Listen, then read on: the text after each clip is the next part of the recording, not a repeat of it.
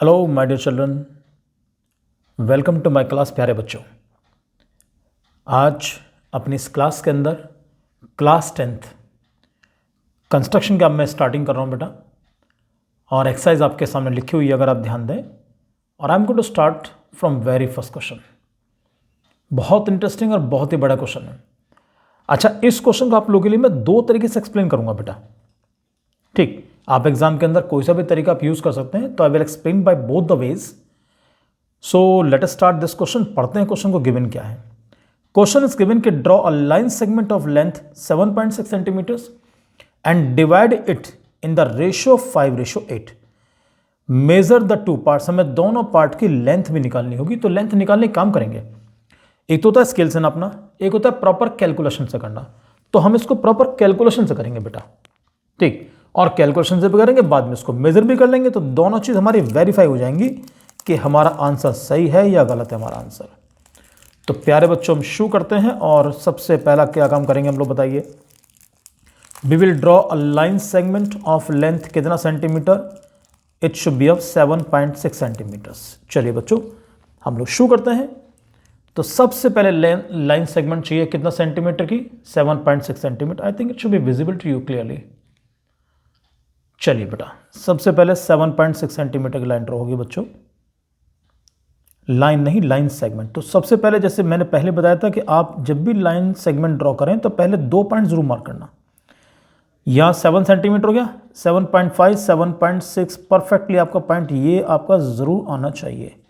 देखिए ध्यान से, 7 और 7.6। तो मैं बच्चों यहां से इसको मैं आपके लिए लाइन ऐसे ड्रॉ कर रहा हूं। आई थिंक कोई डिफिकल्टी किसी बच्चों को नहीं होनी चाहिए। तो इसका नाम जो भी डालना चाहें, इट शुड बी ए और this is to be taken as B बेटा। ये लीजिए। अब उसने कहा है कि कितना रेशो चाहिए हमको? 5:8। तो सब बच्चों को ये चीज ये पता होनी चाहिए कि 5:8 का मतलब सबसे पहले एक छोटा सा काम करोगे। आप जानते हो छोटी क्लास आप लोगों ने एक चीज पढ़ी हुई कि सम ऑफ रेशो। तो सबसे पहले सम ऑफ रेशो निकालो इसका। तो जब सम ऑफ रेशो करोगे, कभी भी ऐसा क्वेश्चन अगर आपको मिले तो सम ऑफ रेशो जरूर चाहिए। और सम ऑफ रेशो में करोगे 5 + 8 कितना बैठेगा प्यारे बच्चों? 13। तो हम क्या करते हैं उसके बाद, हम नीचे की तरफ यहां पर एक एक्यूट एंगल बनाते हुए लाइन ड्रॉ करेंगे। नीचे की तरफ यहां से लीजिए बच्चों, कितना भी ड्रॉ कर सकते हैं, चॉइस आपकी अपनी होगी, इसमें कोई आपके लिए कोई डिफिकल्टी नहीं है। और इसके बाद सबसे इंपॉर्टेंट चीज, we will divide this line या this ray into 13 equal parts. जितना आपने सम ऑफ रेशियो किया ना, 13 किया है, तो जितना इसका सम ऑफ रेशियो आएगा उतने ही इक्वल पार्ट्स में डिवाइड करोगे। तो उसके लिए एक काम करो, एक प्रॉपर रेडियस ले लो। अब मैंने सपोज ये रेडियस लिया बच्चों, तो इसको फिक्स रख के चलूंगा मैं, इसको बिल्कुल चेंज नहीं करूंगा मैं। अब देखो, थोड़ा सा मुझे इसको तिरछा करना पड़ेगा बेटा, क्योंकि हाथ परफेक्टली नहीं आ पाएगा। तो आई एम सो सॉरी। मैं इसको 13 इक्वल पार्ट्स में डिवाइड करने की कोशिश कर रहा हूं। सब बच्चे ध्यान देना बेटा, थोड़ा सा छोटा भी कर सकता हूं इसको, जिससे कि परफेक्ट लिया जाए। 1, दिस इज 2, दिस इज 3, ये 4, 5, 6, 7, 8, 9, 10, 11। थोड़ा सा छोटा रह गया, कोई बात नहीं। हम एक काम करते हैं, थोड़ी सी लाइन को हम और एक्सटेंड कर लेते हैं। ठीक है बेटा। हालांकि कुछ बच्चे ऐसे भी करते हैं कि उसको 1-1 सेंटीमीटर गैप ले लेते हैं, तो वो भी अच्छी बात है, उसमें कोई डिफिकल्टी नहीं है। तो हमारे कितने पार्ट्स हो चुके हैं, एक बार ध्यान देना सब बच्चे दोबारा से। तो how many parts we taken? 1 2 3 4 5 6 7 8 9 10 11 बच्चों। ये आया 12 और ये आया 13। लो जी,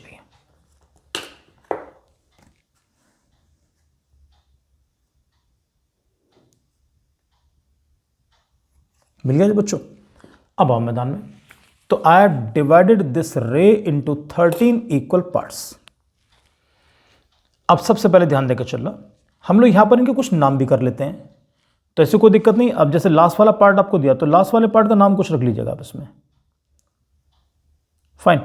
तो हमेशा लास्ट पार्ट पर बहुत ध्यान देकर चलना, इसका जो भी नाम आप डालना चाहें इसमें, तो सी डालना चाहो सी डाल लीजिएगा, चलिए, या पी रख लो, चलो पी मानते हैं उसको हम लोग, ये मान लिया बेटा मैंने। अब हमेशा लास्ट वाले पार्ट से आप इसको ज्वाइन करेंगे पॉइंट बी को बेटा, ये लीजिए, राइट। अब तो मैं बिल्कुल इतना काम तो आई थिंक सब बच्चे खूब आराम से कर लेंगे। सबसे पहले एक लाइन सेगमेंट ड्रॉ की, उसके बाद नीचे की तरफ एक एक्यूट एंगल बनाती लाइन हमने ड्रॉ कर दी, क्लियर। अब जैसे आपने इसमें नंबर डाला जैसे P1 हम लोगों ने उसको, तो कुछ लोग ऐसे भी कर लेते हैं कि P1 P2 P3 P4 P5 ऐसे नंबर डाल लिए, कोई दिक्कत नहीं है। X1 X2 X3 X4 X5 कुछ भी डाल सकते हैं आप लोग। अब उसके बाद उसे बोला 5:8 चाहिए, 5:8, तो फर्स्ट नंबर क्या गिवन है 5, तो हम क्या करेंगे, यहां ध्यान दो, where is arc number 5, 1 2 3 4 5, this is our arc number 5, ये मेरे पास आर्क नंबर 5 मुझे दिखाई दे रहा है बेटा, ये मेरी पूरी हेल्प करेगा। अब देखो मैं इसके बाद क्या करने जा रहा हूं, जो रेडियस मैंने ली है इस रेडियस को थोड़ा एक्सटेंड करो, ये लीजिए मैंने एक्सटेंड कर लिया, एक्सटेंड कर लोगे तुम्हारा आंसर ज्यादा एक्यूरेट आएगा उसमें। अब मैं क्या करने जा रहा हूं, आपने कभी देखा करस्पॉन्डिंग एंगल्स बनाते हैं हम लोग, तो मैं करस्पॉन्डिंग एंगल ही बनाऊंगा आपके लिए। तो जो लास्ट वाला पॉइंट यहां पर रखा है, सबसे पहले ध्यान देना बेटा, हल्का सा नीचे करूं जिससे क्वेश्चन भी आपको विजिबल होता रहे, ये लीजिए। तो जो लास्ट वाला आर्क है इस आर्क पे रखो और रेडियस देखो थोड़ा चाहो और एक्सटेंड करो, कोई डिफिकल्टी नहीं है। यहां से मैंने आर्क लगा दिया वाला, लग गया। अब सेम रेडियस लेकर आगे बढ़ो और आर्क नंबर 5 पर आ जाओ, क्योंकि आपको 5:8 चाहिए। तो दिस आर्क नंबर 5, ये लो प्यारे बच्चों, यहां पर रख के मैंने ये आर्क लगा दिया। इतना काम तुम सारे बच्चे कर लोगे। अब उसके बाद हमें करना क्या है कि हम आर्क नंबर 5 से एक लाइन ड्रॉ करेंगे जो कि इस बीपी के पैरेलल होगी। कैसे ड्रॉ करेंगे उस पर ध्यान देना। सबसे पहले क्या काम करोगे, एंगल बराबर होना चाहिए, तो उसके लिए एंगल बराबर के लिए क्या करते हैं, आपको मालूम है कि जब लाइंस पैरेलल होती है तो करस्पॉन्डिंग एंगल्स बराबर होते हैं। तो मैं ये करस्पॉन्डिंग एंगल बनाऊंगा, जो मेरा एंगल ये है वही एंगल मैं यहां बनाऊंगा सेम। तो सबसे पहले काम करो, इसकी लेंथ मेजर करो। लेंथ मेजर करने के लिए कंपास से करनी पड़ेगी, कभी स्केल लेके बैठ जाओ। ये देखो जी, ये लीजिए, ये सबसे इंपॉर्टेंट। यहां पर कुछ बच्चे आर्क भी लगा लेते हैं, बुक में आर्क दे रखा है तो आर्क लगा दो, कोई दिक्कत नहीं है। बस ये कि it should be equally same होना चाहिए आपका। देखो सब बच्चे आ गया। अब इस रेडियस को लेकर बेटा यहां पर आ जाओ सब बच्चे। अब यहां बच्चे अक्सर क्या करते हैं, गड़बड़ करते हैं। वो क्या करेंगे, वो इस वाले पॉइंट को मान लेते हैं, इस पॉइंट को नहीं लेना। हमें देख के चलना, ये जो आर्क है ये आर्क देखो, और इस लाइन को जिस पॉइंट पर काटेगा उस पॉइंट को सेंटर लोगे तुम लोग। This point will be taken a centre. ये लीजिए सर, यहां पर रखा और माय डियर चिल्ड्रन यहां कट मारो, ये लीजिए। अब तुम्हारा काम बिल्कुल लगभग फिनिश हो चुका है। ये लीजिए बच्चों, ये लीजिए। अब स्केल उठाओ और आर्क नंबर 5 से ज्वाइन करो।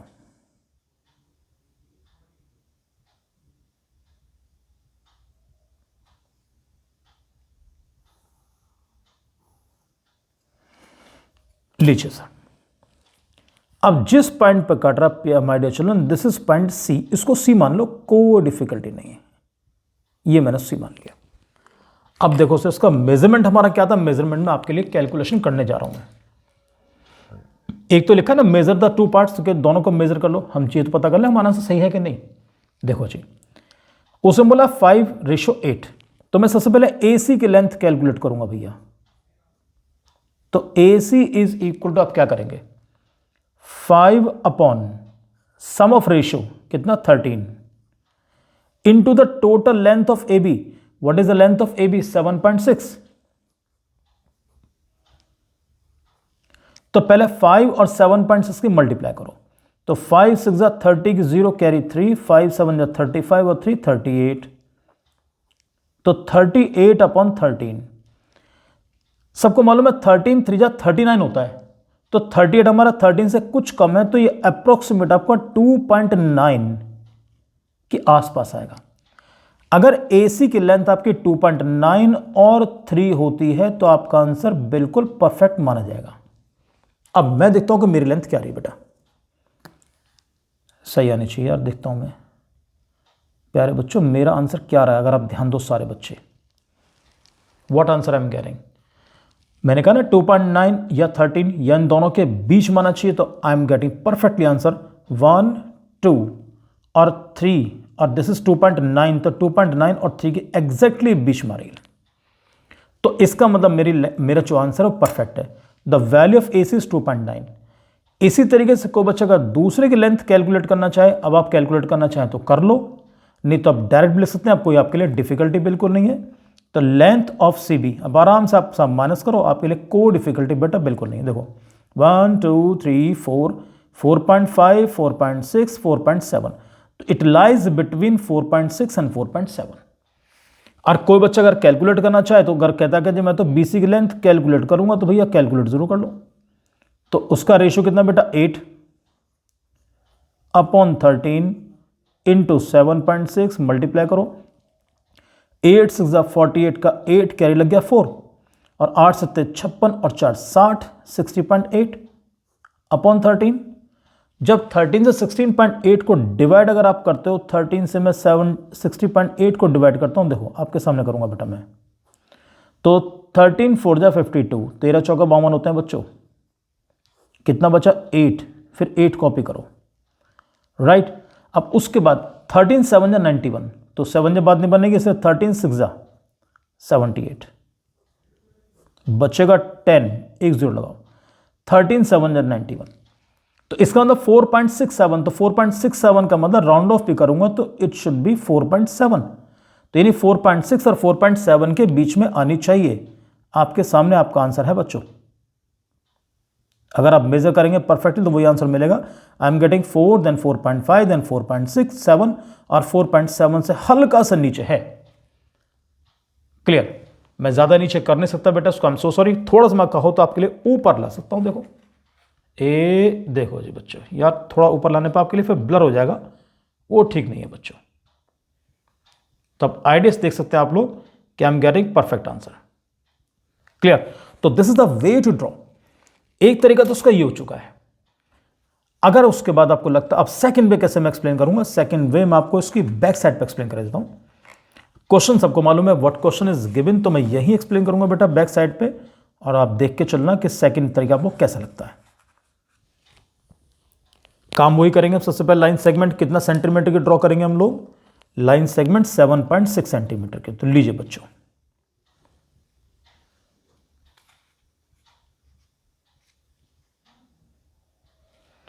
तो 7.6 सेंटीमीटर की लाइन सेगमेंट लो जी बच्चों, ये आपके लिए बनेगा 7 या 7.6 हमारा।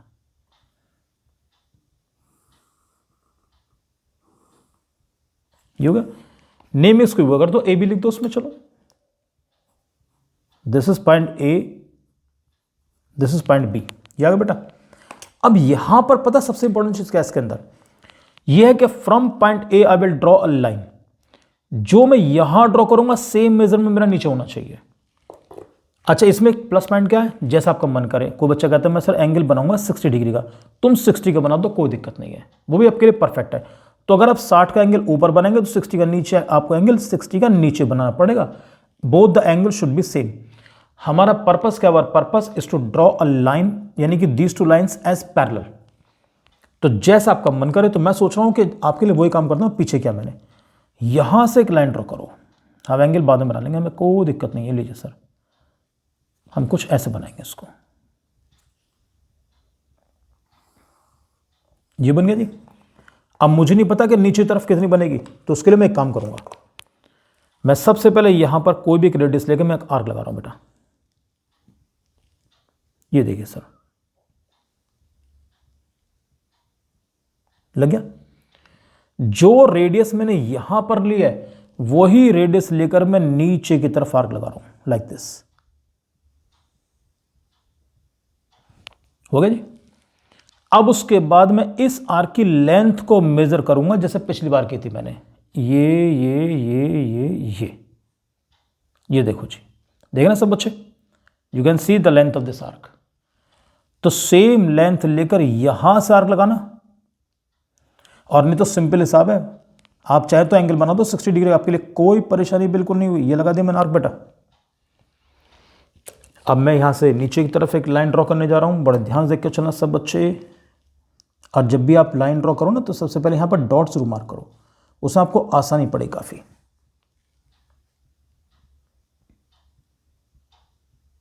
These two lines should be parallel. अगर जरा भी आपकी लाइन पैरेलल नहीं हुई तो आपको लेने के देने पड़ जाएंगे बेटा। ये जी, इतना काम तो सब बच्चे कर लेंगे। एक लाइन ऊपर बनाओ, एक नीचे बनाओ।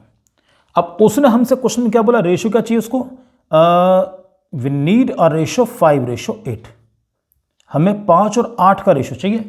तो हम एक काम करते हैं, ऊपर वाली लाइन को डिवाइड कर दो 5 इक्वल पार्ट्स में, नीचे वाली कर दो 8 इक्वल पार्ट्स में। आ जाओ मैदान में। अब ज्यादा बड़ी रेडियस मत लेकर चलना, छोटा से रख के चलो उसको। उसने बोला 5 इक्वल पार्ट्स, ऊपर वाला हिस्सा। ये लो बच्चों, ये 1। मैं थोड़ा सा पेपर, अच्छा पेपर को ना ऐसे कर लिया करो, उसको कोई दिक्कत नहीं है। आई एम सॉरी बच्चों। 2, 3, 4 एंड 5। जो रेशो दे 5:8, ऊपर वाली 5, नीचे 8 है, तो नीचे वाली 8 इक्वल पार्ट्स में। 1 बच्चों, थोड़ा सा लाइट कम आ रही है पर चलो। 2, 3, 4, 5, 6, 7 और last but not the least 8। ये लीजिए, इतना काम तुम सारे बच्चे कर सकते हो खूब आराम से। अब देखो जी असली गेम। उसने बोला आर्क नंबर 5 ए, ये मेरा आर्क नंबर 5 था, और नीचे तरफ this is arc number 8। Scale उठाओ और दोनों कर दो ज्वाइन। ये लो जी। आप लोग कलरफुल पेन का इस्तेमाल मत करना, सिंपल पेंसिल का यूज करोगे। ये लीजिए, बन गया। अब देखते हैं हम इस पॉइंट का नाम क्या रख के चलेंगे, सी, पिछली बार की तरह। अब AC की लेंथ में पहले ही कैलकुलेट कर चुका हूं पिछले पेज के ऊपर ही, इसलिए मैंने आपको इसी पेज पे किया था। The length of AC it should lie between 2.9 and 3। तो देखते हैं मेरा आंसर क्या था भाई। और दोनों मेथड में टाइम कंपेयर कर लेना, किस में टाइम कम लगता है। Children what I am getting बच्चों, at present this time I am getting पूरा 3, मेरे पास पूरा 3 आ रहा है। ठीक, तो इस तरीके से सब बच्चे कैलकुलेट करने की कोशिश करें आप लोग, तो आपके लिए कोई दिक्कत परेशानी बिल्कुल नहीं पड़ेगी। इफ यू फील कि भाई ये वाला मेथड बहुत अच्छा, ऐसे लेकर चलो, पहला वाला मेथड जिसको समझ में आया पहला मेथड लेकर चलेगा वो। क्लियर? तो उम्मीद करता हूँ सब बच्चों को बेटर समझ में आ गया होगा। तो इस तरीके से एक काम सब बच्चों को करना चाहिए।